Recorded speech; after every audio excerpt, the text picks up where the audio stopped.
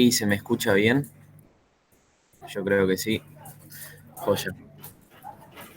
Bueno, bienvenidos y bienvenidas a todos a la cuarta edición del Machine Learning Friday que hacemos acá en UMA. Que son como una especie de clases o workshops sobre inteligencia artificial. Hoy con mi compañero Andrés Lanzi vamos a estar dando un poco de procesamiento digital de señal y inteligencia artificial aplicada. Así que nada, vamos a comenzar. Entonces, Andy, desmuteate y presentate un poco. Bueno, buenas tardes. Vamos a estar hoy charlando con Santi un poco, más que nada, sobre el procesamiento de señales digitales. Y bueno, acá habíamos armado una especie de índice para que todos puedan ya saber de antemano de qué se va a tratar esto.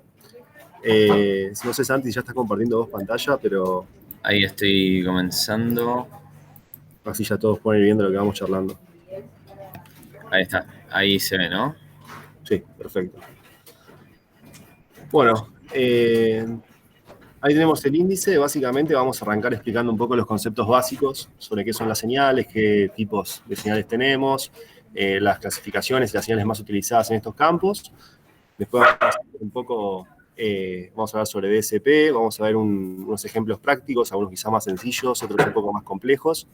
Vamos a intentar con Santi y un poco de código crear música a partir de tonos puros. Luego vamos a empezar a ya meter filtrados en las señales. Vamos a ver específicamente la transformada de Fourier. Y luego vamos a ver con algunos gráficos y otros ejemplos, ya aplicar todo esto que estamos mencionando, más Machine Learning, en una red neuronal convolucional. Perfecto. Bueno, voy bajando. Dale. Bueno, lo primero que queríamos hablar es sobre señales. Acá tenemos un gráfico que nos gustó con Santi y lo pusimos, que no explica nada, pero básicamente renderiza lo que sería, digamos, el paso de una señal analógica, por así decirlo, o natural, hacia una señal digital. Es la famosa pintura de la ola de Kanagawa, y la verdad que nada, nos gustó mucho como para arrancar el workshop. Y bueno, ahí abajo tenemos ya las definiciones de señales. Una señal es básicamente la descripción de una evolución del comportamiento de un fenómeno. O sea, constantemente nos cruzamos con señales en todo momento, la temperatura, un sonido, un video, son todas señales con las que convivimos. Y bueno, se pueden clasificar de diferentes maneras. Una de las maneras más comunes de clasificar es según su variable independiente, y son, digamos, señales continuas o discretas. Dentro de una señal continua, mencionamos que es una señal continua cuando cuya variable independiente puede tomar cualquier valor dentro de un intervalo dado, y digamos que la señal más conocida dentro de esta clasificación son las analógicas, que son las que, digamos, nos cruzamos cotidianamente, que pueden ser la temperatura, luminosidad, humedad u otras. Ahí abajo tenemos un gráfico que quizás hace más fácil entender esto, pero creo que es bastante sencillo. Luego están las señales discretas. Algo está bueno. Bueno, primero definir discretas. Bueno, las señales discretas son señales cuya variable independiente no puede tomar todos los valores, sino que puede tomar únicamente algunos valores definidos en el intervalo dado. Y en las que nos vamos a concentrar hoy son las señales digitales, que son aquellas que presentan una variación discontinua y que solo pueden tomar ciertos valores discretos. Las señales discretas, cabe aclarar que no son naturales, las fabricamos nosotros, los hombres, el hombre, perdón, para trabajar luego con ellas. Y ahí, bueno, ahora sí, si querés... Aclarar por qué es que nosotros trabajamos con señales discretas. Porque una señal continua, como bien dijo Andy, es prácticamente infinita.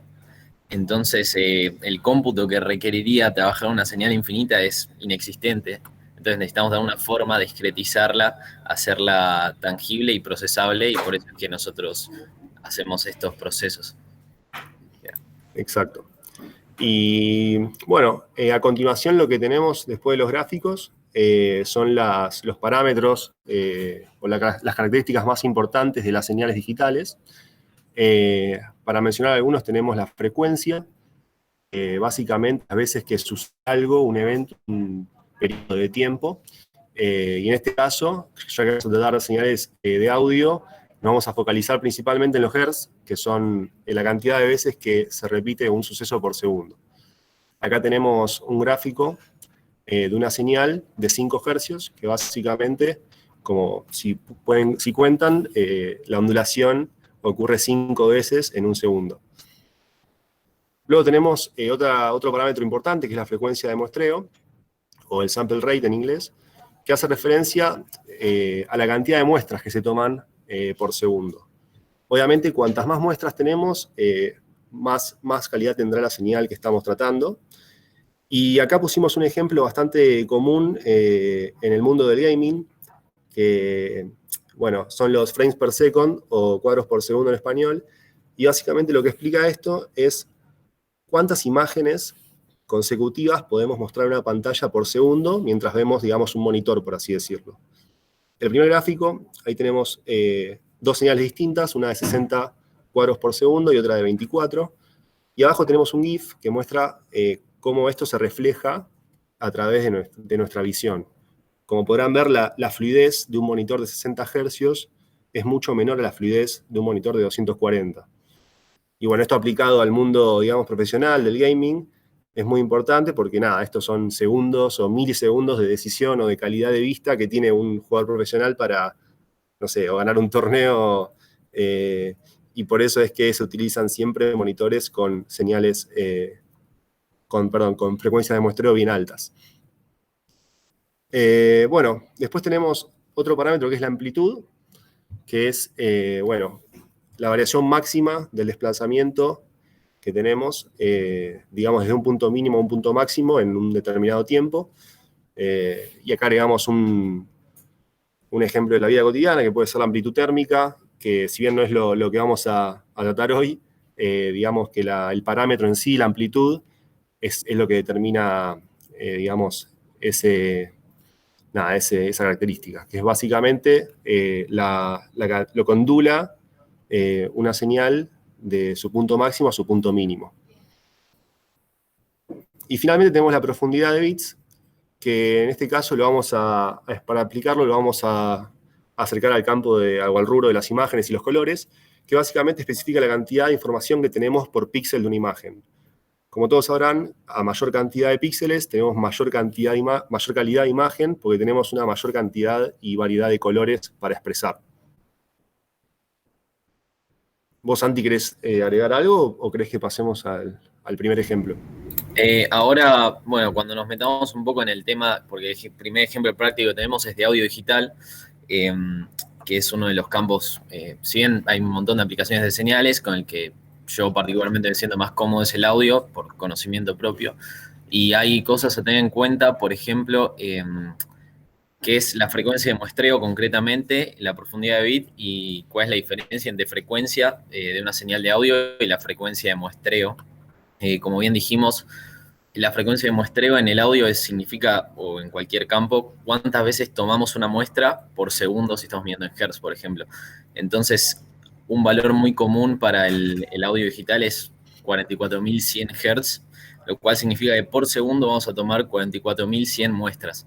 Ahora, la profundidad de bit significa cuánto peso tiene cada una de esas muestras, cuántos bits tienen, y determina mayor o menor calidad, y bueno, depende del caso de uso, uno va eligiendo distintos parámetros. Y ahora la frecuencia, cuando hablamos de una señal de audio, que es con lo que vamos a trabajar próximamente en el primer ejemplo, es la cantidad de veces que la onda de audio vibra por segundo. O sea, si hablamos concretamente, la señal digital que transmite hacia el parlante hace que el parlante vibre esa cantidad de veces por segundo y emite esa onda, y eso representa la altura tonal que vamos a escuchar.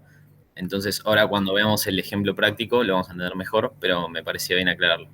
Sí, también para agregar que quizás algunos se haya cruzado cuando entró las opciones de Windows, de sonido, por ejemplo, que tenemos siempre opciones para elegir, digamos, qué calidad de sonido queremos, y básicamente esa calidad de sonido es mayor frecuencia de muestreo. Lo mismo cuando vemos, no sé, Netflix, que en las opciones quizás tenemos qué calidad de señal queremos, si queremos exigir, digamos, una calidad alta. Básicamente es esto, es aumentar la frecuencia de muestreo, que obviamente exige mucho más al hardware en cuestión.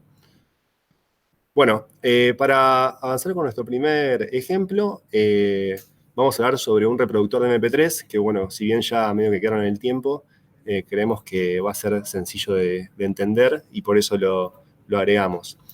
Básicamente lo que queremos explicar acá es qué función cumple el DSP en este caso.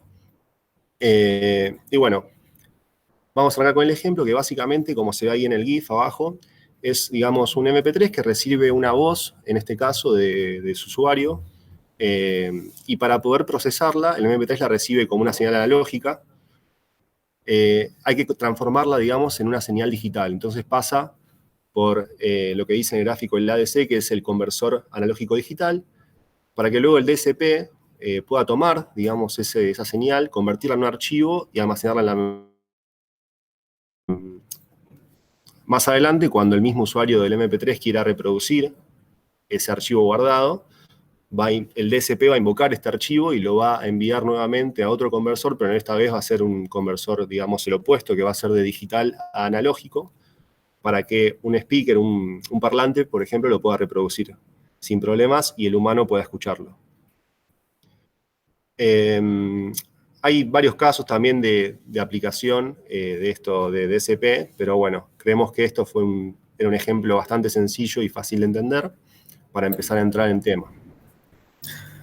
Perfecto. Y bueno, también, como decía Andy, los casos de uso que tiene el DSP, si bien son un montón, de los más usados son la obtención de información, por ejemplo, a partir de una señal, obtener un parámetro que querramos para, entre otras cosas, entrenar un modelo de inteligencia artificial a partir de ese parámetro, obtener un dato relevante que nos importa. También tratamiento de ruido. El ruido en una señal es todo lo que no queremos o no deseamos y podríamos bien eliminarlo, filtrarlo, procesarlo con cualquiera de estas técnicas o métodos que vamos a ver. Después incluso vamos a hacer, ¿no?, una aplicación de filtrado de ruido. Sí. La vamos a hacer en vivo, así que eso lo van a poder ver en breve. Hacer también modificaciones deseadas, predicciones quizás para ámbitos más como finanzas, al tener el comportamiento, no sé, del precio del dólar en el último mes, el último año, tenemos una señal. No es que la señal son solo, no sé, ruidos, audios, videos, señales cualquier, cómo evoluciona un parámetro en otro parámetro, generalmente el tiempo. Y bueno, vamos a ir al primer ejemplo práctico, vamos a meter un poco las manos en el código, que es de audio digital. Vamos a crear una canción, básicamente utilizando tonos puros y nada más que código de Python. Así que bueno, algo importante a tener en cuenta es que el audio en Python es representado por listas, arrays de NumPy concretamente, que son un tipo de dato que es bastante maleable matemáticamente y por eso lo vamos a utilizar. Vamos a trabajar con vectores mono. Mono significa que tienen un solo canal y estéreo de dos canales. Cuando un audio es estéreo, en lugar de tener un array, vamos a tener dos, vamos a tener una matriz. En este caso vamos a trabajar con algo mono, o sea, un vector. Acá, bueno, empezamos importando las librerías a utilizar, que estas son muy típicas del audio en sí, como Librosa. Soundfile y SoundDevice son algunas para manipular archivos. Si bien no voy a entrar muy en detalle de las funciones del código, matemáticas, etcétera, este código va a estar disponible luego para que puedan entrar y verlo, o cualquier duda que tengan me la pueden hacer sin problema. Pero bueno, la idea es que se lleven un ejemplo sencillo y nada, lindo, porque la verdad que la música es una de las mejores, a mi criterio, de las mejores aplicaciones que tiene el DSP. Así que nada, lo que vamos a hacer en primera instancia es esta función, la cual genera un tono puro a partir de la frecuencia que le damos, el tiempo de duración y la frecuencia de muestreo. Como muestro acá y he dicho anteriormente, vamos a trabajar con 44.100 Hz. Así que, bueno, acá, por ejemplo, estoy invocando la función y generando un tono puro. Yo creo que se va a escuchar. Ahí, Santi, podés avisar que el tono que queremos generar es, en este caso, la, y que vos agregaste, digamos, en los parámetros que le pasaste al generador del tono, digamos, el valor estándar de frecuencia que tiene un tono la. Exactamente. 440 Hz Si ven la tabla, está ahí en la fila de la A, en la octava 1. Bueno, vamos a escuchar ahora el tipo de tono que genera esta función, invocándola así a secas con un 440 y 4 segundos. O bien, no sé si se puede apreciar. Sí, no se quiero escucha. dejarlo mucho porque porque es un sonido horrible, pero bueno, es un tono puro. Así que en esta tabla podemos ver así como el La tiene 440 Hz, el resto de las notas musicales tienen otra frecuencia y en esta tabla la utilizamos para crear las canciones. Porque ¿qué pasa? Al concatenar estas distintas frecuencias con distintas duraciones, podemos hacer cualquier canción o casi cualquier canción que querramos. Bueno, Entonces, acá ya a continuación lo que agregó Santi con su código fue ya empezó a darle tempo a la melodía y agregar, digamos, las notas musicales, la corchea, la negra, para ya, digamos, poder generar más tonos concatenados o unidos que generen una melodía o una canción, por así decirlo. Y bueno, como pueden ver, se nos ocurrió agregar en este caso el feliz cumpleaños, que básicamente le pasábamos, digamos, los valores de hercios perdón, de frecuencias que queríamos representar, más la duración de ese tono. Y bueno, Santi, si querés, pues abajo también generamos el Paralisa y creo que más abajo generamos una canción de cancha, de Boca en específico, para, bueno, los fanáticos de sí. Boca. Sí, lo que está bueno saber acá, por ejemplo, es que, nada, a partir de esta variable que instancié, que es el tempo, que es un parámetro común de la música, vamos a meternos un poco en lo que es la música en sí, eh, porque es un poco más divertido, pero la música, el tempo de la música es el BPM, se dice, o sea, el, los pulsos que tiene por minuto y es una medida, por ejemplo, de velocidad en cualquier canción. Entonces yo lo que hago en primera instancia es decir cuánto tiempo en segundos va a durar mis figuras musicales a partir del tempo que voy a poner. Por ejemplo, en Feliz Cumpleaños yo lo quiero en 99 BPM. Entonces, bueno, acá instancio este array, el cual es un array con tuplas que tiene primero la frecuencia deseada y después la duración deseada. Bien, esto lo hice para el Feliz Cumpleaños, lo hice para Elisa y lo hice a pedido de uno de nuestros compañeros que se llama Fede, que está por ahí, la canción de Dale Boca. Así que, bueno, por ejemplo, ¿no? No sé cuántos de acá saben leer una partitura, pero sencillamente una partitura tiene una altura de cada una de las figuras y una nota, una altura tonal. Entonces, con ese simple código, nosotros bien podríamos agarrar una partitura y a partir de duración y frecuencia reproducir cualquier melodía que querramos. Esto se me ocurre, no es una herramienta súper útil para cualquier estudiante de música que está aprendiendo a leer partituras. O sea, bien podríamos agarrar un OCR y ponérselo a cualquier partitura y poner una canción a partir de tonos puros y se hace, como vieron, en un par de líneas de código, no es algo tan difícil. No la parte del OCR, sí la de la reproducción. Eh, pero bueno, lo que hacemos a continuación es para cada uno de estos arrays con tuplas que tienen frecuencia y duración, la vamos a mapear con un for y pegarlos consecutivamente. A ver, Andy, muteate mientras hablo porque tengo... Ahí va. La vamos a mapear en un bucle for y pegarlo consecutivamente, horizontalmente en un array. O sea, tenemos todos los tonos con sus respectivas duraciones y al pegarlos todos juntos vamos a tener una canción.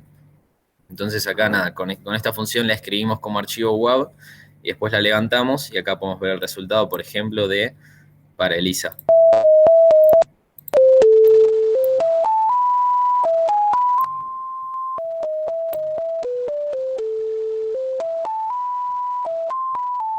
Bueno, suena bastante parecida. Le bajé el volumen porque medio que te rompe la cabeza este tipo de sonido. Acá tenemos el feliz cumpleaños.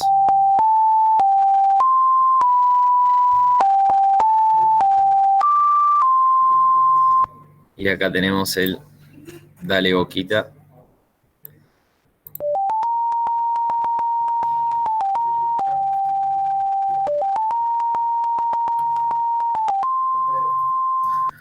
Bueno, entonces eso, con un par de líneas de código y un poco de conocimiento ya podemos reproducir cualquier melodía que querramos. Y algo que, bueno, si bien es algo como que la baja trabajar así con tonos puros, porque no te produce ninguna emoción, es un sonido medio feo. En la naturaleza apenas existen, de hecho, salvo que toques un diapasón, que es lo que más se asemeja, no los podemos reproducir, pero en la naturaleza lo que hay es sonidos coloreados con un montón de armónicos. ¿Qué pasa? Cuando se emite un tono, todo lo que el cuerpo del material que lo emite va a resonar a distintas frecuencias, lo cual hace que ese tono puro esté todo envuelto por otro tipo de vibraciones, las cuales le dan el color y el timbre del sonido en cuestión. Entonces, lo que nosotros hacemos, por ejemplo, en el proceso de síntesis, cuando agarramos, no sé, yo estoy en mi casa, yo soy músico, y agarro y toco el piano, y digo, bueno, quiero un sonido de trompeta, ¿cómo lo puedo obtener a partir de un piano? Es justamente por agarrar y buscar la combinación perfecta de frecuencias armónicos que tiene una trompeta y envolver ese tono con esas frecuencias, y así podemos lograr, la verdad que cualquier o casi cualquier sonido que querramos. Por ejemplo, hay varios algoritmos matemáticos que te permiten generar un timbre en particular. Acá dejo un ejemplo para interesados que se llama algoritmo de Karpus-Strong, que es uno de generación de cuerdas, pero así como este hay muchos y hay muchas formas de obtenerlo. Pero bueno, básicamente para que sepan que se puede hacer más que un simple tono puro así horrible. Pero bueno, vamos ahora a tratar un proceso que se llama filtrado. Así como, bueno, habla Andy un poquito, si quieres decir algo. Bueno, dale. Acá lo que vamos a hacer es sacar el ruido que no queremos de la señal de audio en este caso. Vamos a aplicar, o sea, hay varios tipos de filtros, pero en este caso vamos a filtrar con un pasabanda, que como su propio nombre lo dice, lo que realiza básicamente es discriminar una frecuencia que nosotros indicamos. Una frecuencia que, por ejemplo, pase de cierto valor que nosotros no queremos o esté por debajo de un valor que nosotros no queremos. Entonces, por ejemplo, esto se utiliza mucho cuando, no sé, nosotros le hablamos, por ejemplo, a un Google Home y le decimos, hey Google, tal cosa. Esos aparatos, uno de los filtros que realizan es, digamos, el de frecuencia de voz del ser humano, que tienen valores ya estandarizados, obviamente. Y bueno, esto lo que ayuda es a cancelar, digamos, todo el ruido que esté por encima de esa voz o por debajo de esa voz y que no le sirve directamente a este aparato, por así decirlo. Puede ser, no sé, un ruido de un auto, un ruido de una licuadora, un ruido de una televisión. Son ruidos que quizá manejan otras frecuencias y que en nuestro caso particular no nos interesan y queremos discriminarlos o anularlos. Ahí en el gráfico de la derecha se ve cómo se aplica el filtro a cierto valor y se corta, digamos, la señal cuando se pasa el valor establecido que nosotros no queremos o no precisamos. Si querés bajar, Santi, y presentar este ejemplo. Sí, ahora lo que hacemos básicamente es con esta función que usamos anteriormente, que genera un tono puro, vamos a sumar a generar dos tonos puros, uno de 440 y otro de 2000 Hz, y los vamos a sumar, antes estamos concatenando horizontalmente, bueno, ahora los vamos a sumar entre sí para que lo que represente sea la combinación de esos dos tonos, o sea, esos dos tonos sumados, que es lo que vamos a escuchar en este audio a continuación. No sé si se llega a apreciar que tenemos por debajo el La440 y por arriba los 2000 Hz, como uno grave y otro más agudo. Y ahora, como un proceso típico de filtrado, vamos a eliminar uno de ellos, porque digamos, no sé, que acá estamos trabajando en tonos puros, pero en la vida real esto tiene muchas aplicaciones, como dijo Andy recién, el tema de voz o lo que sea. Yo quiero que, bueno, vamos a ver posteriormente otra forma de filtrar o otro caso de uso. Después del workshop van a poder pedir audiólogos a domicilio por UMA también. También eso, dato importante. Bueno, lo que hacemos en esta función de Python también es en este caso le vamos a poner recién como parámetro frecuencia de corte inferior, superior, frecuencia de muestreo y el orden. El orden es así como a simples palabras cuán dura va a ser la ejecución del filtro a partir de la frecuencia de corte, si se va a cortar, o sea, la pendiente que va a tener la caída a partir de esa frecuencia. Entonces, bueno, instanciamos el filtro y lo que vamos a hacer es pasarle a los dos tonos puros que generamos anteriormente, le vamos a pasar el filtro y ver qué resultado obtenemos. Bueno, se puede notar que quedó solamente la onda grave. Yo creo que se aprecia, no sé si todos lo podemos apreciar, pero se nota como uno tiene un ruidito arriba que en el otro se va. Y eso es una función y una aplicación muy básica de qué es un filtro y cómo se filtra. Bueno, ahora vamos a continuar con un poco la transformada de Fourier y algunos gráficos útiles para leer e interpretar el audio o señales, cualquier señal. Si querés mostrar, explicar, Andy, un poco qué es este GIF y por qué lo elegimos. No, mejor primero entendamos qué es la transformada de Fourier y después veamos el GIF, digamos, ya sabiendo de qué se trata, así lo entendemos mejor, ¿te parece? Perfecto. Bueno, ahí veo que dice en el chat que podemos usar la librería SciPy, que contiene todos tipos de filtros y funciones matemáticas complejas. Eso es real. De hecho, el filtro que utilizamos acá es de la librería SciPy. Me olvidé de mencionar, pero acá, bueno, Signal viene de SciPy. Signal.butter es un filtro Butterworth. Y bueno, así ahí vienen un montón y en la documentación los podemos encontrar. Ahora, el diseño de filtros digitales es todo un tema aparte, pero lo estamos viendo muy por encima, pero sí hay mucho para ahondar ahí. Y bueno, Fourier, básicamente lo que hace Fourier, así como vimos recién frecuencias y vimos señales en el tiempo, lo que hace Fourier es llevarte de un dominio al otro. Nosotros tenemos el dominio temporal de una señal, que bien podría ser los valores de amplitud que va a recibir en el tiempo, y con la transformada de Fourier llevamos esa señal a por qué frecuencias está compuesta. Y bien, algo que tiene bueno también es que existe la transformada inversa de Fourier que te lleva del dominio frecuencial al dominio temporal.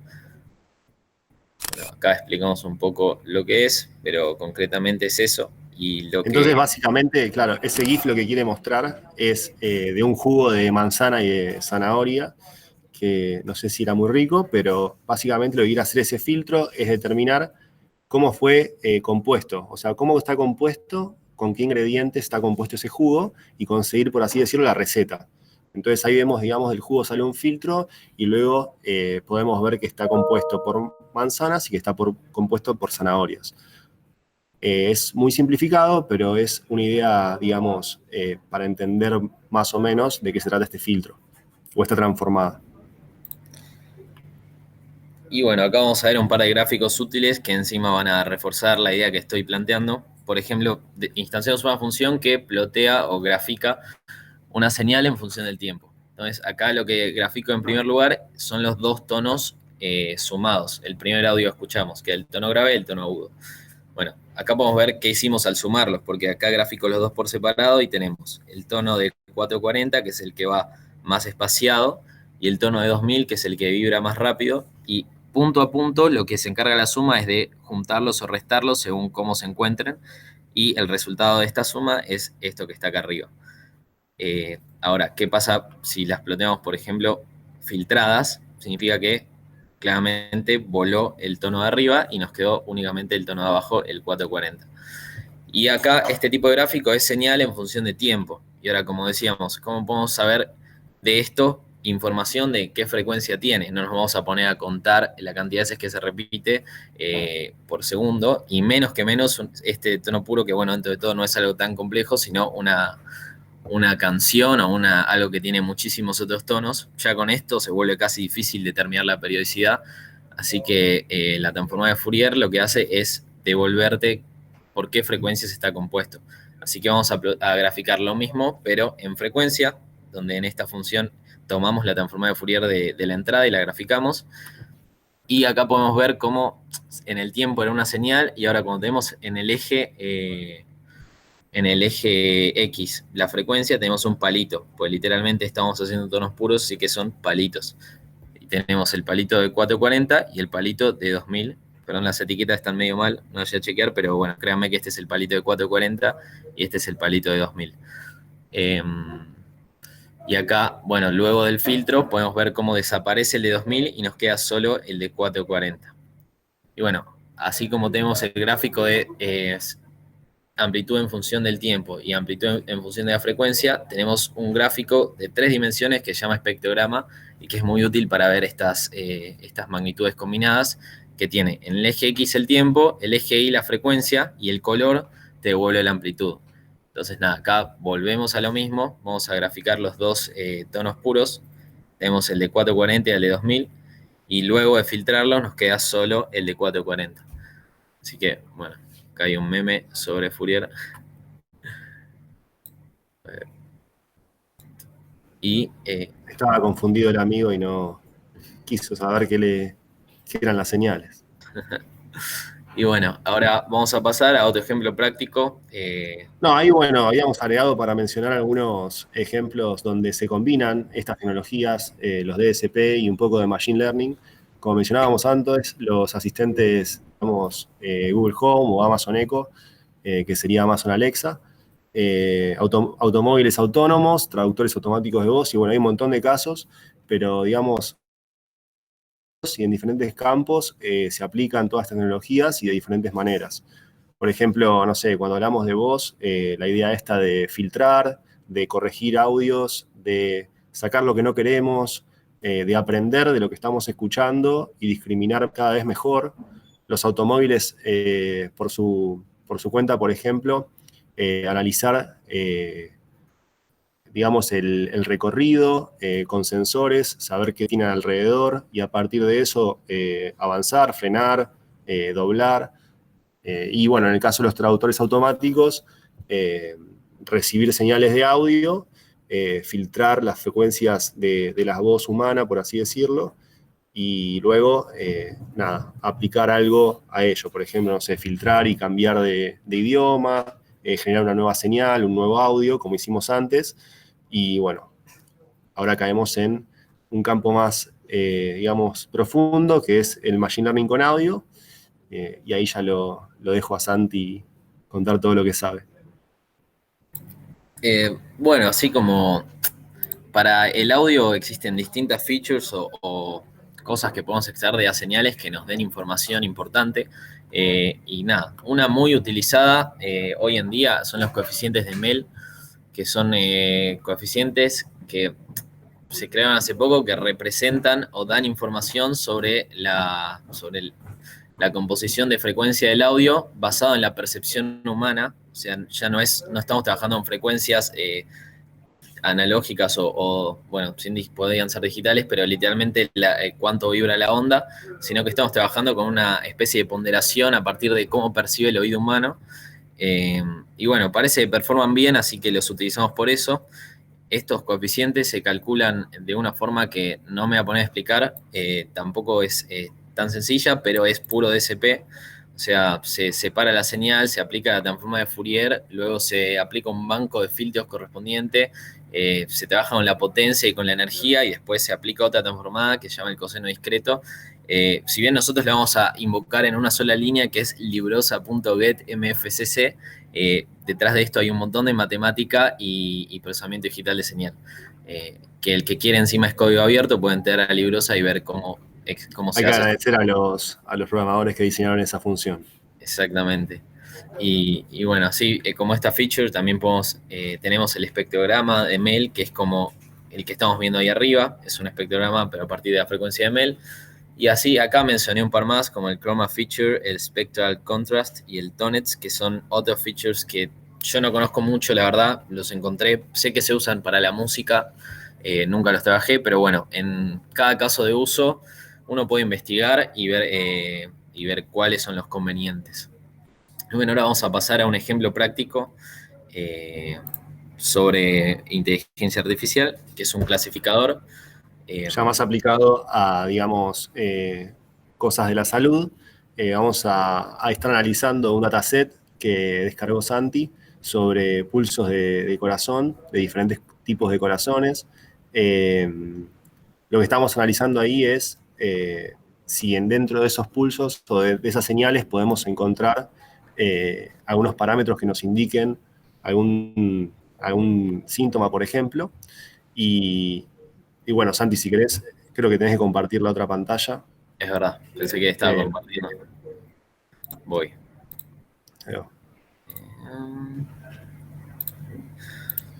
Bueno, acá, si bien como somos una empresa de salud, me pareció pertinente hacer un algoritmo o un modelo que clasifique algo relacionado.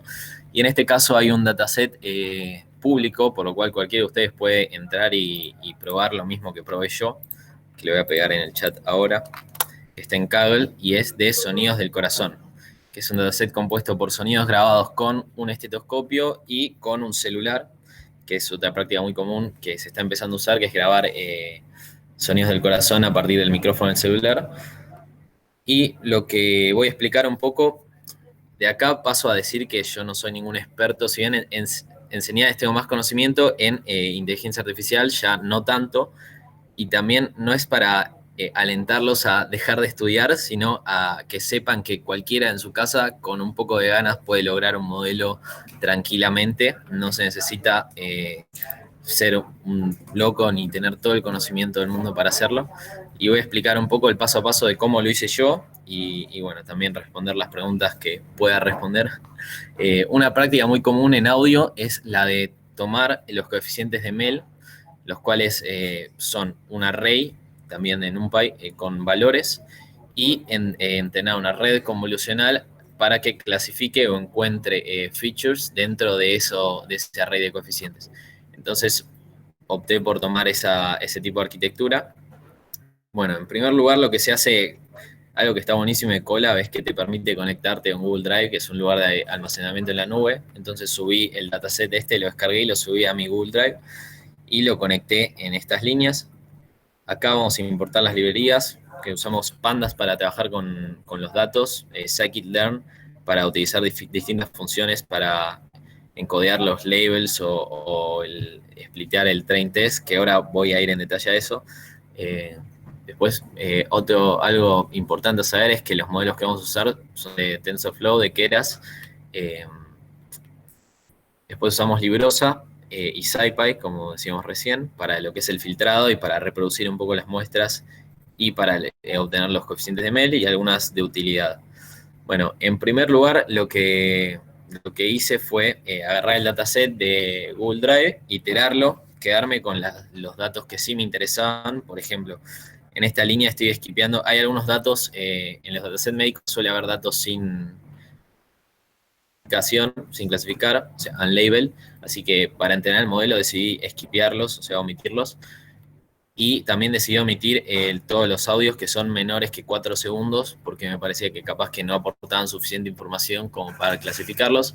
Entonces, en primer lugar, lo que hago es iterar todo el dataset y meterlo en un array ordenado, luego convertirlo en un data frame, que es un tipo de dato de pandas que trae ciertas comodidades para trabajar, pero es casi como un diccionario, y mezclarlo. Bueno, acá le tiré un print del label, o sea, el label de la etiqueta. Santi, si querés podés contar qué tenía este dataset, que básicamente para la gente que no sabe qué es un dataset, eso es un repositorio de muchas muestras de algo. En este caso, Santi, si querés podés contar que había, creo, 4 distintas clasificaciones de los audios. Tenemos 4 clases de estos sonidos del corazón que hay, que les voy a mostrar uno, pero tenemos murmur, que significa soplo, o sea, un sonido de latido con soplo, un sonido de latido normal, sonido de latido con extra sístole, que es como con un golpe de más o con un golpe irregular. No soy médico, así que no estoy 100% seguro. Y artefacto, que es básicamente ruido o señal no deseada o una muestra mal tomada, etc. Entonces, bueno, acá por ejemplo con este pedazo de código podemos escuchar una de las muestras. En este caso va a ser un murmur. Si no tienen auriculares, probablemente no lo escuchen. Sí, se escucha bien con ahorita. Joya. Bueno, y no sé, acá estoy agarrando algún random del dataset, no sé ni qué va a salir. Capaz que ni me corra. A ver. Pero bueno, ahí escuchamos un murmur, se puede escuchar cualquiera de las otras. Quedó abajo una celda corriendo, pero bueno. Después, acá vamos a instanciar el filtro. A ver, está corriendo. Acá tenemos uno extra sístole, por ejemplo.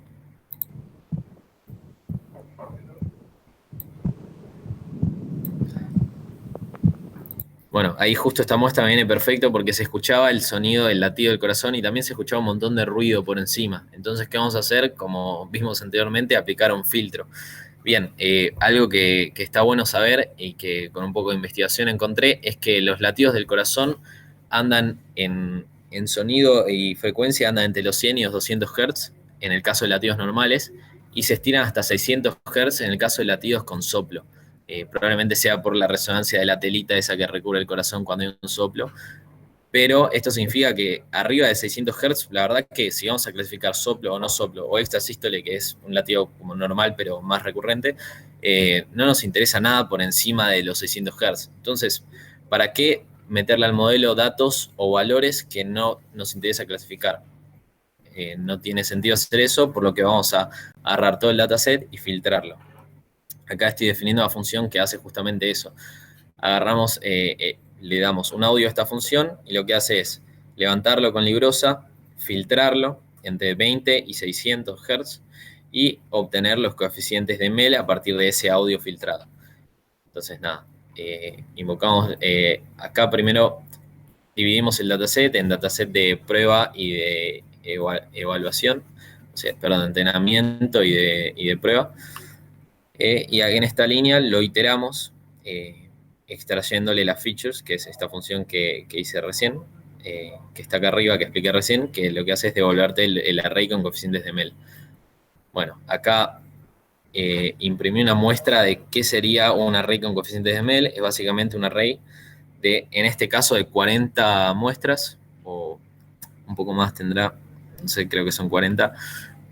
No me voy a poner a contarlas, pero cada una de estas muestras, si bien nosotros vemos como números sin sentido, representan algo a nivel frecuencial para el oído humano. Y lo que va a hacer el modelo de inteligencia artificial es recorrer este array a partir de filtros convolucionales y obtener features o similitudes o diferencias entre los distintos que haya para poder clasificarlos mejor. Entonces, bueno, el siguiente paso que se suele hacer en todo esto que estoy mostrando, si bien es un poco aplicado a audio, es el paso a paso de cómo distanciar un modelo o de una red neuronal. O preparar el dataset viene primero, después convertir las etiquetas, que es lo que vamos a hacer ahora. Acá, por ejemplo, hice este gráfico muy precario en Draw.io que muestra cómo es que encodeamos las etiquetas. Por ejemplo, partimos de nombres de clases como rojo, amarillo y verde. Lo que hace primero el label encoding es ponerle a cada una de estas clases un valor numérico, porque la computadora no entiende de letras ni de palabras, sino de números. Entonces le ponemos el 0 al rojo, el 1 al amarillo, el 2 al verde. Y después, cuando pasamos a categórica, lo que estamos haciendo es convertir ese número en un array de n dimensiones, n por la cantidad de clases que haya, con un 1 en el valor que tengas la clase y un 0 en los otros valores. Entonces, nada, en este caso hice con rojo, verde y amarillo, pero en nuestro caso, que había 4 etiquetas, vamos a tener un array de 4 dimensiones. Y lo que suelen devolver los modelos es, cuando nosotros le metemos nuestra muestra a predecir, te devuelve un array con distintos valores que representan la probabilidad de que sea la muestra que le metimos de cada una de las clases, y vos generalmente te quedas con la más alta. Bueno, entonces acá más o menos expliqué el encoding. Instanciamos el modelo. La verdad que, como dije recién, no soy ningún experto en modelos de redes neuronales. Esto lo saqué de un artículo de Medium y lo fui tuneando a mi gusto. Pero nada, eso. Aliento a que cualquiera de ustedes pueda hacerlo leyendo un poquito haciendo un poquito de investigación en internet, porque realmente se puede. Después está bueno entender cómo funciona y está bueno para poder tomar decisiones sobre ello.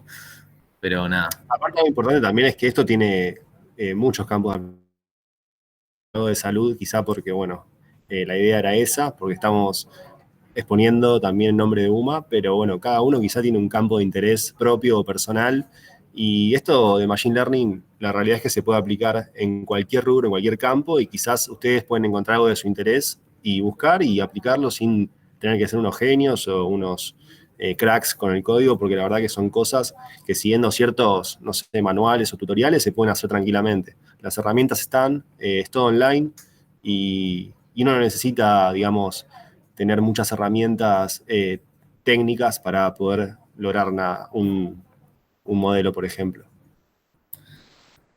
Perfecto. Y bueno, acá hay un poco un gráfico de cómo funciona una red neuronal convolucional. Eh, pero bueno, no es el tema de este workshop, así que vamos a continuar. Probablemente hagamos alguno de redes neuronales eventualmente, así que nada, estén atentos. Y bueno, compilamos el modelo. cuya función de pérdida va a ser categórica del cross entropy, porque justamente buscamos que devuelva una categoría no binaria, o sea, queremos clasificar algo de 4 clases. Y el optimizer, yo elegí a DAM, hay un montón y están todos en la documentación, cada uno tiene sus pros y sus contras, así que bueno, son libres de buscarlo. También en este paso entrenamos al modelo, yo lo entrené, el parámetro epochs significa las vueltas que le vamos a dar al modelo con los datos de prueba para entrenarlo. Yo elegí 200 después de entrenarlo más o menos entre, no sé, 10 y 300 o 400 y fui graficando, eso se llama histórico, fui graficando cómo le iba con cada una de esas epochs y decidí que la mejor performance se daba a los 200. Así como yo fui variando las epochs, se pueden hacer un histórico con matrices, con distintos parámetros y elegir el mejor de ellos, o también se puede decirle al modelo que itere sobre cierta cantidad de parámetros hasta que ciertos valores de precisión se cumplan y después dejes de hacerlo y te devuelva los mejores parámetros. Nada, eso hay un montón de formas de trabajarlo.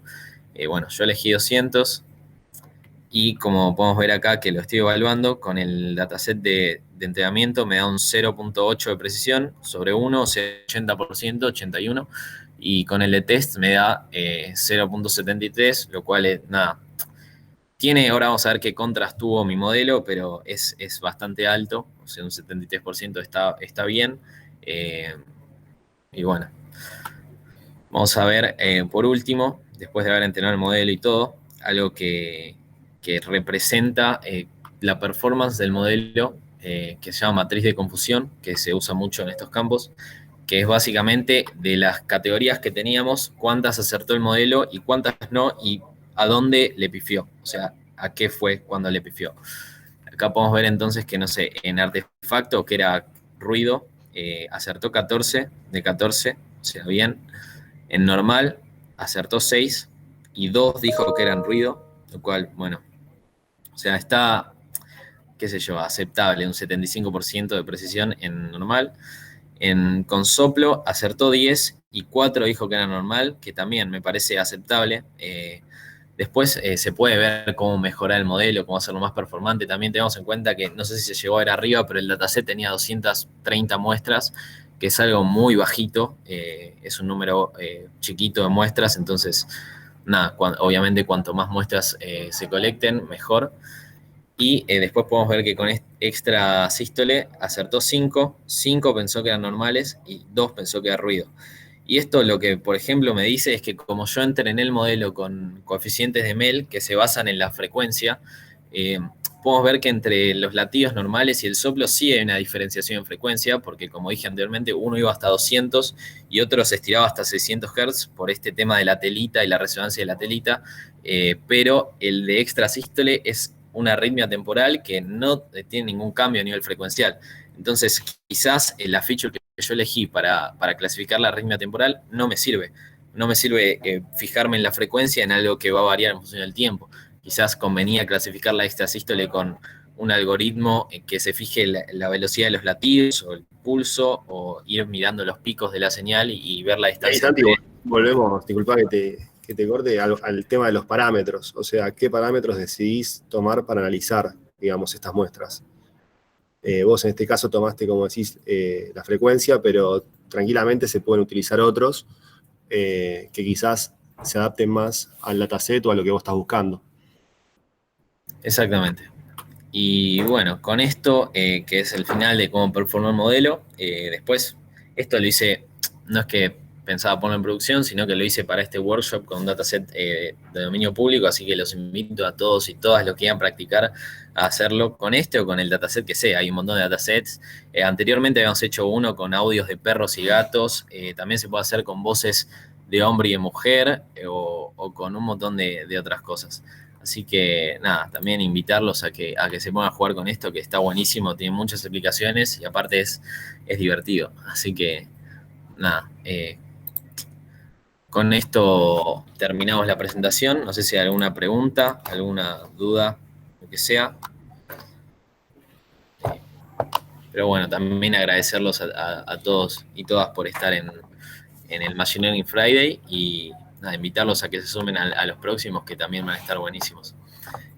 Y nada, también agradecer a UMA por el espacio que tenemos todos los viernes de aprender un tema y mostrarlo a la comunidad. Así que bueno.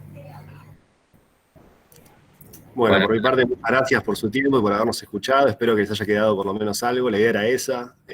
O sea, tenemos poquito tiempo, no no podemos profundizar mucho, pero la idea es que se puedan llevar algo, como por ejemplo la generación de la canción de Boca, que es lo más importante de este workshop. Pero no, nada, campo de la salud, que una máquina pueda determinar si un corazón es saludable o tiene algún problema, con un dataset creado, en este caso por Santi, es algo la verdad bastante novedoso y nosotros tuvimos muy pocas muestras, pero bueno, la idea es mostrar el poder que tiene Machine Learning en todos estos campos y por ejemplo, no sé, un hospital o un sanatorio que puede levantar muestras constantemente, puede entrenarlos mucho más y generar mucha más, digamos, precisión a la hora de clasificar estas muestras. Y bueno, nada, agradecerles de nuevo y los esperamos en el próximo Machine Learning Friday. eso. Saludos a todos y muchas gracias. Hasta luego. Chao, gracias, felicitaciones. Ya.